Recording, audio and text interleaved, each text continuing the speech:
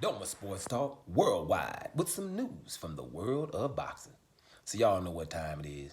You ain't in a rush to get concussed. Now, under the weather still. There's a whole lot of stuff going on.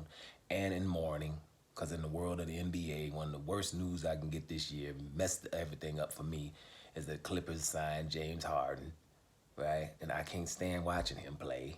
And now he's on the team that I was going to watch because Westbrook is on it, right? So now, damn, to watch Westbrook, I got to watch this dude too. So that pisses me off. So that to kind of mess up the whole thing, especially if you're a league passer. But I just need to get that out before I get into this boxing stuff.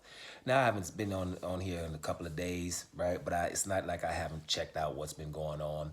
So let's readdress the Tyson Fury and Ngannou thing that everybody seems to be talking about. Now, everybody comes in here knows how I feel about Tyson Fury. They know that I feel he's a scumbag. I feel he cheated several times. I don't say I have to feel he cheated. I've watched him. You should feel he cheated too because you've seen it on several things. He's been doped a couple of times. He cheats with the gloves. He elbows people and does a lot of stuff. Ask Steve Cunningham and the referee for that fight, my man, I forget his name, rest in peace, right? We all know these cheats. And then, he's a good fighter, but at 6'9", 270, you don't have to be great. You can be good because you're bigger than everybody else, right? A lot of big fighters, Nikolai Valoev, for example, a big Russian guy, right? Nikolai Valoev wasn't a great boxer, but he's so big that, he's going to be decent if he can fight a little bit, right? It took David Haye to outpoint him, right, and gave him a little bit of the stanky leg, but David Haye hits pretty damn hard for those who remember who David Haye is, right? Nikolai Valoev was a man, big old man. I'm talking about since we see Nikolai Valoev, we ain't had no Yeti sightings in the Siberian forest. Nikolai Valoev is so big that if that dude didn't shave for 6 months, and he walked through the Siberian forest, right, and you out there drunk, you gonna think you saw Yeti or Bigfoot, but it ain't Bigfoot over there. I'm just saying, it's a big old dude, very hairy guy. Look at his cranium, the way it's shaped and everything. But he's a good dude, man, Nikolai Valoev. I'm just half joking there, but Nikolai Valoev is a big guy, and wasn't a great boxer, but he won most of his fights. Size matters, period. If not, we wouldn't have weight divisions. You'd have flyweights fighting heavyweights. So it just matters. And when you're 6'9", 270 pounds, and you've been working on your craft since you've been 6, 7 years old, you're going to be an issue. So let's make sure that's clear. And so Tyson Fury is going to be an issue throughout history of boxing. He would be an issue. I'm not saying he could beat everybody, but he would be an issue for most fighters, because most of the fighters that we have in the annals of the heavyweight divisions and the awesome guys, the Jack Dempseys of the world, the Rocky Marcianos of the world, and all those guys that we know are great, but we're kind of small. Floyd Patterson and them kind, but y'all too small, man. You ain't gonna beat no Tyson Fury at 5'11", 205 pounds. That's just, let's be real, So, so I'm always leery of when Tyson Fury's up to something. And another thing I'm leery of is when the whole boxing community has like one narrative, right? Because I've seen things that happen. Everybody's very smart and everybody's very knowledgeable about boxing. But on some things, then all of a sudden people just don't act like they don't know nothing. And what I'm talking about is things just like Demetrius Andrade versus Canelo Alvarez for undisputed in the 160-pound division for the most money that Canelo Alvarez would have become. Right? Everybody, no one talked about it. Ignored the fact that Canelo didn't take that fight for undisputed. Right? So undisputed wasn't important, nothing. Just accepted the Kovalev fight, and that's everybody. No one was talking about that. No one was getting on Canelo for not taking an undisputed fight. But when Terrence Crawford and your boy Errol Spence seemed to not got it together, then we were how can we not see this undisputed fight that we want to see? So I don't play that. Y'all knew about Demetrius Andrade and Canelo fighting for undisputed at 160, just ignored it. So when it's narrative, I'm leery of that. Right? So when it came to Tyson Fury, I was probably the only one. I'm pretty sure I've said it in a video or two. I probably didn't make an extra video about it. But I'm like, Tyson Fury, he's running around the WWE, right? He knows that fights are, hey, you can win them and lose them. And them losers, people love them.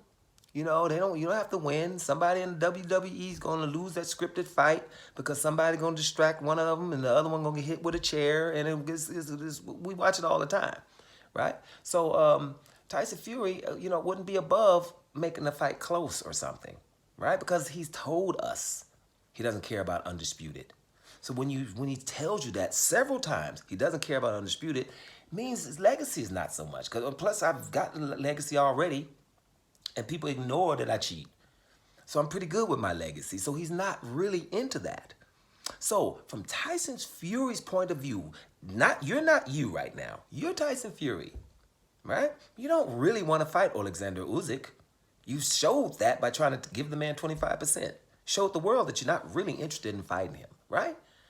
So you fight Francis Ngannou, make the damn fight close.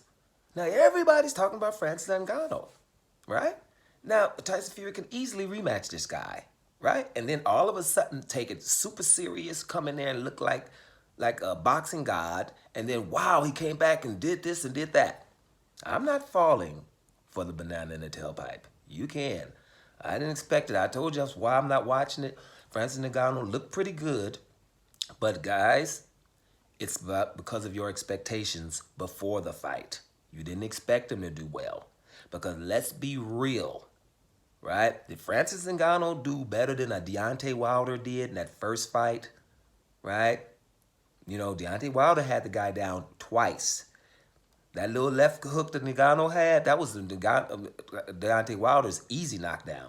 That hard knockdown when he was out, right? And got back up and did an Undertaker on him, right? Got a long count. Now, let's take both of the knockdowns, Ngannou's knockdown out and Deontay Wilder's 2 knockdowns out. Who still looked better versus Tyson Fury? And a lot better. And here's the point.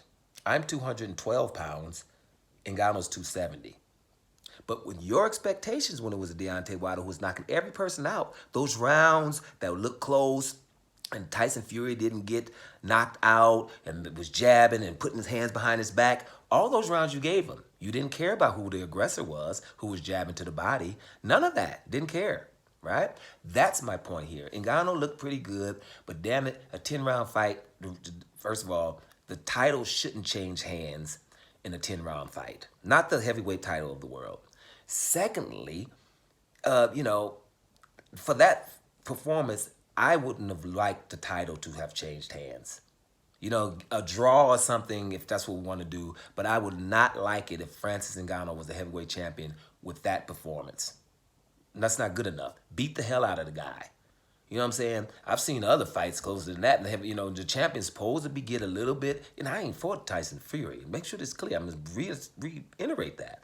But it's just like, I would hate that Francis Ngannou to have a 10-round fight against Tyson Fury, barely beat him if that's what because I scored the fight. I had Tyson Fury winning 97-96. But okay, whatever. I'm just saying, if you did have Ngannou winning, do we really want the champion and the things that change hand in a 10-round fight and a fight that he probably barely won in your eyes because he didn't in mine? And I would love to give Ngannou the total props, because he's getting props anyway because he did well, but not enough to become the heavyweight champion of the world. Better than all them guys that's fighting. We're going to see how good Francis Ngannou is coming up. But, it's just me. I kind of like, when the dude's 270 pounds, which means Tyson Fury can't do any of the antics, can't lean on him, can't be heavier on him, make him lose his legs and stuff like that. He can't do all those things because Ngannou weighs the same as he does. Plus, if Ngannou said, hey, keep it up and we'll be doing MMA in here, right? Then those are reasons why he going to act accordingly. But we know Tyson Fury hit him with a bow, but if it's only one, you can't expect better from Tyson Fury. We know that. Me personally, the heavyweights that are light but still come forward and still want to fight, like a Deontay Wilder, if you're asking, why does he keep mentioning Deontay Wilder? Man, the guy weighs 212, 13 pounds, knocking out people Tyson Fury size, right? Coming forward against those guys. Got Anthony Joshua on shook for 5 years, right? And let me tell you somebody else. Herbie Hyde. He was about 208 pounds. He ran up on Riddick Bowe. He just shouldn't have. He ran up on Vitaly Klitschko. He shouldn't have, but everybody else got their butts whooped. And that you can lose to Vitaly Klitschko and Riddick Bowe if you 208 pounds. But I'm coming after y'all. I'm love me some Herbie Hyde. And Herbie Hyde and Deontay Wilder's very similar type of guys. Little, but we ain't scared of nobody. Give a damn, right? So I like those kinds, because if you're huge, you're huge, damn it. Now, we had other fights, Wilder versus Fury 1, Axel Schultz versus George Foreman, Lomachenko versus Haney, where they done a little bit better than Ngannou did to become heavyweight champion of the world. To get props, yes, but not to become heavyweight champion of the world, because that actually, Ngannou or Tyson Fury, actually, I didn't see any sense of urgency there. They danced around, barely fighting in round 10. When both of them should have been trying to secure the victory, they weren't. Either one of them. So from that standpoint, I'm glad the title didn't change hands. And I don't want to see no damn rematch till Tyson Fury gets Usyk out of the way first. Let's get the real stuff out the way first, and we can get back to Ngannou. Because Ngannou has raised his stock. And I think, I'm not going to say what I really think, but y'all kind of feel where I'm going here. I just don't want to take nobody down because I'm happy that Ngannou did well. But I just think that Tyson Fury is very, very, he's very, very everything. I'm trying to be cool here. You know what I'm saying? But y'all know where I'm going with this. You know what I mean? I'm just not falling for the banana in the tailpipe. And I'm not surprised about the outcome whatsoever. Right? All I want you guys to do is focus on the damn undisputed fight against Alexander Usyk. Once we get somebody with some substance behind them that's the undisputed champion, that person will fight the mandatories, right? And that's what we want, because we don't need the shenanigans. So we'll just make sure that we can force Tyson Fury to fight Usyk and not fall for the banana in the tailpipe and be talking about Tyson Fury versus Ngannou 2 or something, holding up the real fights in the heavyweight division. What happens after that? Whatever. You know what I'm talking about. Doma Sports Talk Worldwide. And I'm out of here, y'all.